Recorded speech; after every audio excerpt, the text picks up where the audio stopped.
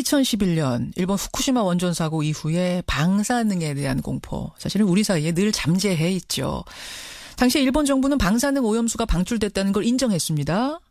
그리고 후쿠시마 인근 8개 현의 수산물은 지금까지 우리나라의 수입이 금지된 상태입니다. 우리가 수입 금지를 시켰죠. 그런데요, 2015년에 일본이 WTO에다가 제소를 합니다. 이건 우리에 대한 차별이다, 이러면서 말입니다. 그 최종 판정 결과가 최근 양국에 통보가 됐는데 아직 공개 전이긴 합니다만 지금 흘러나오는 얘기들을 종합해보면 우리나라가 패소할 것이 거의 확실시돼 보입니다. 자, 이렇게 되면 우리 식탁에 후쿠시마 수산물이 오르는 건가요? 시민단체입니다. 시민방사능감시센터 김혜정 운영위원장 연결을 해보죠. 김 위원장님 안녕하세요. 네, 안녕하세요. 최종 결과가 전달이 됐는데 왜 공개를 안 하는 겁니까?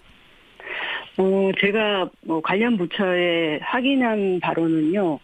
WTO 공식 언어가 영어하고 스페인어, 불어 이런 세 가지인데 지금 이제 영어 보고서가 한일 양국에 전달된 상태고 최종적으로 이 세 개 언어로 번역이 되면 그때 WTO가 이제 공식 발표한다고 들어 있고 그때 우리도 같이 공개되는 걸로 알고 있습니다. 네. 이미 영어 보고서를 그러면은 우리 관계자, 우리 정부에선 받아본 상태일 텐데. 네. 어제 국감에서 류영진 식약처장이 그런 말을 했죠. 긍정적이지 못하다란 말을 한 걸로 봐서는 거의 패소가 확실한 걸로 지금 관계자들은 보고 계시는 거죠? 네, 그렇습니다. 얼마 전에 기동민 의원도 확인한 바에 따르면 패소가 확실하다고 했었고, 했고, 정부가 그걸 부정하지 않고 있잖아요. 김 위원장께서 이런 결과 예상하셨어요?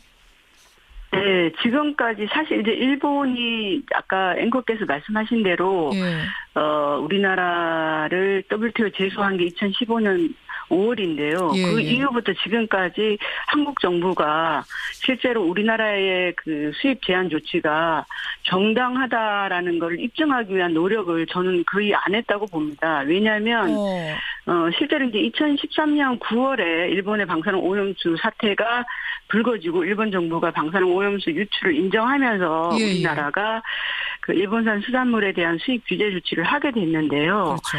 그 이후에 1년 지나서 이제 한국 정부가 다시 이 우리의 그 수입 제한 조치가 정당한 일은 재검토한다고 민간 전문가위원회를 구성을 했습니다. 그래서 이 전문가위원회가 일본의 방사능 오염 상황이라든가 또 우리 조치에 대한 정당함을 이제 재검토하기 위해서 조사를 했는데 실제로 이 전문가위원회가 한 일은 일본에 가서 해저수나 심청토를 조사하고 또 일본 후쿠시마산 수산물 같은 거를 조사하기 위해서 현장 조사를 3차례 갔지만 가서 일본 정부가 반대하니까 해저토나 심청수 조사를 포기하고 또 후쿠시마 수산물을 포함한 그 수산물 조사도 겨우 7건 조사를 했고요. 7건이요? 네. 7건이라 하면 뭐가 7건입니까? 어떻게? 샘플 조사를 7개만 했다는 거죠. 아니, 수산물 7마리요? 네네. 그런데 그것도 후쿠시마 건은 4건만 했고 4개 샘플만 조사를 했고요. 이마저도 공개를 하지 않았습니다. 제가 아까 이제 해저수와 심청토를 말씀드렸는데 이거는 이제 후쿠시마 원전에서 방사능 오염수가 매일 300톤씩 지금도 쏟아져 나오고 있거든요. 지금도. 그럼 그게 이제 다 뻘층에 쌓이게 되잖아요. 그렇죠. 그 심층수나 또 해저토 밑바닥에 쌓이게 되는데 이런 검사를 해야지만 실제로 일본의 그 바다에 후쿠시마 앞바다에 방사능 오염 현황을 정확히 알 수 있는데 이걸 일본 정부는 당연히 반대하겠죠. 반대하니까 표층수만 조사하고 들어와서 그것도 국민들에게는 공개하지 않았죠. 그럼 지금 제대로 된 보고서 같은 거 없습니까? 그때 다녀와서? 한 건도 없습니다. 오히려 이 민간 전문가위원회는 구성됐다가 일본 정부가 2015년 5월에 우리나라를 WTO 제소하니까 그마저도 활동을 중단시켰어요. 그 제대로 된 보고서가 한 장도 없다? 보고서 한 장도 없습니다. 그럼 WTO에다가는 뭘 가지고 주장을 했습니까? 우리가 수입 금지하는 게 정당하다고 주장할 때는 뒷받침된 자료가 뭐예요? 저희가 볼 때는 지금까지 정부가 계속 WTO 규정 위반이라 그래서 공개를 안 안 하는데 사실상 저희는 일본의 방사능 오염 위험을 예. 모니터하고 조사해서 하는 보고서를 제출했다는 어떤 뭐 흔적이랄까? 증거를 찾을 수가 없었습니다. 우리 정부가 뭐 준비를 꼼꼼하게 해서 낸 거라면은 아마 그거를 다 우리한테도 국민들한테도 알렸을 텐데 일부러 숨길 이유는 없을 텐데 지금 시민단체 쪽에서는 요구해도 받아본 게 없단 말씀이세요? 국회에서 요구해도 받아본 게 없죠. 없어요. 저희뿐만 아니라. 네. 제가 알기로는 일본에서는 후쿠시마 인근 수산물이 위험하지 않다는 실제 데이터들을 상당히 많이 WTO에 냈고 그래서 이번에 승소할 수 있었다 이러던데 그러면 위원장님 혹시 실제로 정말 그쪽이 많이 정화가 돼서 우리가 걱정 안 해도 될 만큼 안전해진 건 아니겠습니까? 그렇지 않고요. 예를 들면 2014년 8월에 일본 그 도쿄전력 원전 사고를 낸 도쿄전력이 공식 발표한 바에 따르더라도요. 매일 스트론튬 92 50억 베크렐, 세슘 137이 20억 베크렐, 삼중수소가 10억 베크렐이 바다로 방류된다고 공식 발표를 했었고요. 2014년이요? 네, 그런데 이 물질은 다 기본적으로 세슘이나 스트론튬은 방사능 독성이 280년에서 300년이 지속되기 때문에 그때 나와서 뭐 끝나는 문제가 아니고 그리고 예를 들면 작년에 이제 확인한 일본 화생노동성 홈페이지 공개 자료를 박안주 의원실에서 재구성한 자료를 보면요. 이제 우리가 지금 수입 규제하고 있는 금지하고 있는 후쿠시마 주변 8개현의 일본산 수산물에서 예를 들면 후쿠시마 현 같은 데서 일본산 수산물 방사능 검사 결과를 보면 803베크렐 아직 검출이 되고 있어요. 검출 건수가 803건이 넘습니다. 그러니까 실제로 후쿠시마 주변 일본에서 조사한 바에 따르더라도 후쿠시마 주변 인근 8개원의 수산물에서 방사능 검출치가 여전히 일본 기준치의 100베크렐을 넘는 것들이 수백 수천 베크렐씩 나오고 있다라는 것이 확인이 되고 있습니다. 그러면 그런 자료들은 지금 일본 자료라고 하셨는데 그 자료들은 WTO에다가 일본이 당연히 안 냈겠군요. 저는 그렇게 보고 있죠. 그러니까 이번에 승소를 하는 거겠군요. 예, 한국 정부가 패소했다라는 것은 결국 한국 정부가 일본산 방사능 오염 상황을 제대로 우리가 입증하지 못했기 때문에 패소한 거 아니겠습니까?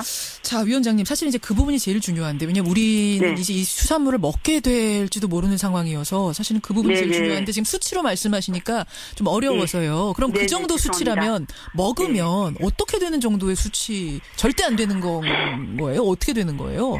그 방사능 그 기준치는요, 안전 기준치가 0이에요. 그러니까, 오염된 음식을 많이 먹으면 많이 먹을수록 암이나 뭐 백혈병 같은 병에 걸릴 확률이 높아지는 거거든요. 그렇죠. 특히 저희가 식품을 통한 방사능 오염의 위험성을 강조하는 것은 37년 전에 있었던 체르노빌 원전 사고 이후에 그때 당시 사고가 우크라이나 공화국에 있었는데 우크라이나 공화국의 방사능 피폭 내부 피폭 그 원인의 90%가 음식을 통한 오염이었거든요. 그래요. 그래서 그리고 특히 더 중요한 것은 미량이라 하더라도요.